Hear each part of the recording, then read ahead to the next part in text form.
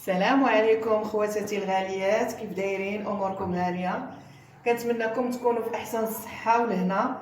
وبغيت نقول لكم قبل ما نبدا معكم هذا الفيديو، مرحبا بكم في قناتي. دعموني يا متتبعاتي بلايكات ديالكم واشتركوا عندي.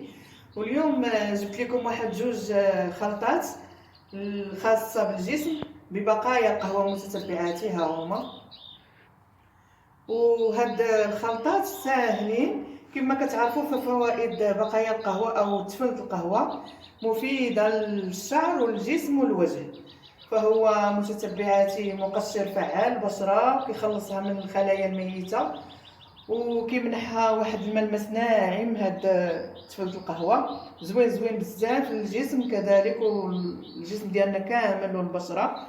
ودابا نبدا معكم في هذا التحضير جوج خلطات اللي غادي نحضر معكم المتتبعات. بسم الله على بركه الله.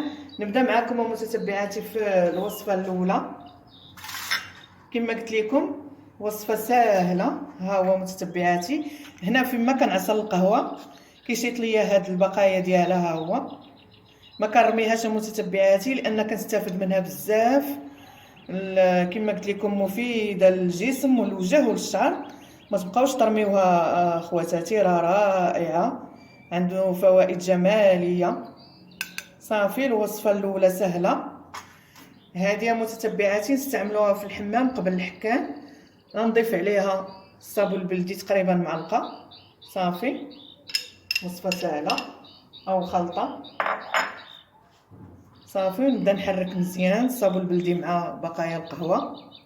كنتمنىكم تجربوها، راه فعلا تستحق تجربه رائعه وانا كنداوم عليها متتبعاتي، راه زوينه بزاف. هيا نبقى نحرك مزيان الصابون البلدي وبقايا القهوه.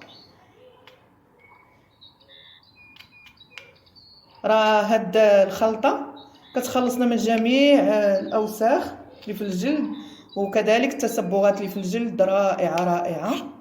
حرك مزيان حتى الصابون البلدي يتجانس لينا مع بقايا القهوه.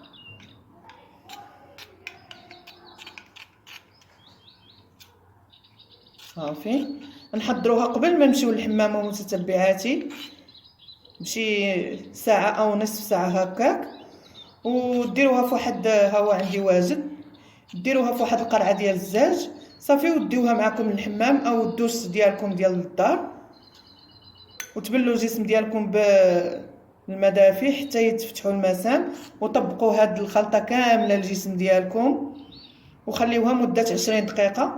صافي ومن بعد شلوا الجسم ديالكم وحكوها متتبعاتي بالكيس ديال الحمام ديالنا المغربي التقليدي، وغتشوفوا جميع الاوساخ غادي تزول لكم بسهوله وغتشوفوا النتيجه فوريه متتبعاتي. راه كيعطينا واحد النضاره والاشراقه للجسم ديالنا. غير جربوها وصحتكم وبراحتكم. دابا ندوز معكم الوصفه او الخلطه الثانيه.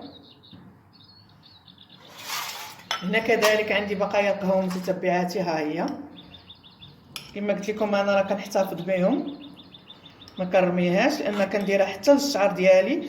راه كذلك متتبعاتي واحد المعلومه، راه يمكن لكم قبل ما تغسلوا شعركم ديروا غير هو بوحدو الفروه الشعر ديالكم. راه زوين كيقوي الشعر وكيحارب لينا القشره اللي في الشعر ديالنا. ها هو راه مفيده حتى للشعر، غير جربوها متتبعاتي. دابا هاد الخلطه نستعملوها حتى نساليوها متتبعاتي. انا غنوريكم شنو المكون اللي غنضيف معاها حتى تغسلوا حتى تحكوا تغسلوا شعركم كامل. تبغوا تخرجوا من الحمام واستعملوا هاد الخلطه هذه. راه زوينه كترطب الجسم وكتعطي تخلي الجسم ديالنا تعطينا واحد الملمس ناعم للجسم ديالنا. رائعه رائعه. غنضيف عليها متتبعاتي الغسول الابيض. ها هو كما كتعرفوا فالغسول الابيض راه كيغذي لينا البشره ومفيد لبشرتنا وكيبيض متتبعاتي، كيعطينا واحد النضاره للبشره. ها هو باقي عندي شويه غنضيفوا البقايا ديال القهوه. كنتمنىكم فعلا تجربوا هاد الخلطات. ضيف تقريبا معلقه كبيره عامره. صافي كما قلت لكم خلطات سهله ولكن مفيده ورائعه للجسم ديالنا. وكذلك هاد بقايا القهوه راه كتنشط لينا حتى الدوره الدمويه اللي في الجسم، راه زوينه بزاف. ها هي متتبعاتي نبدا نحرك مزيان. كما قلت لكم راه الغسول الابيض حتى هو كيرطب وكيغذي البشره ديالنا. حرك مزيان.